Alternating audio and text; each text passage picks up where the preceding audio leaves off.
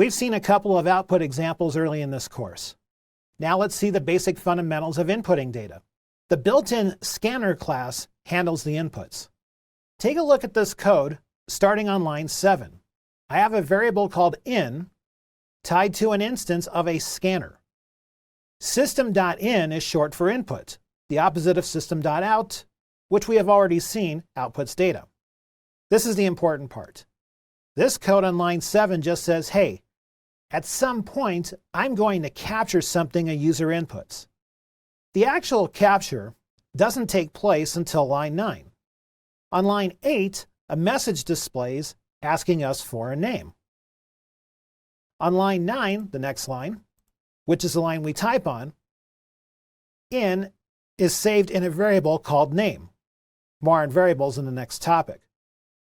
Line 10 concatenates the word welcome with the name the user enters.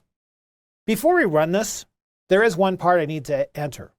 The scanner class is one of many built-in classes that needs to be imported before we can use it. This is important for both the exam and for troubleshooting. If the import is not here, the scanner class does not work.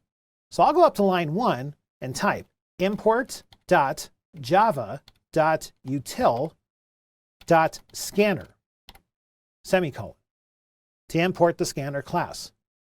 Now to run this, I'm not going to go with the typical run code choice because we have input here.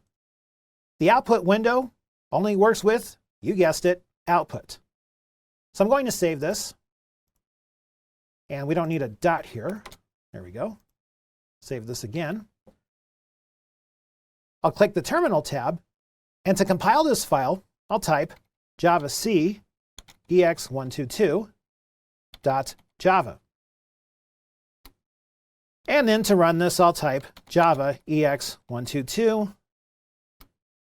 There's the ask for the name. So I've typed my name, and my name will be stored, and when I press enter, displayed with a welcome message.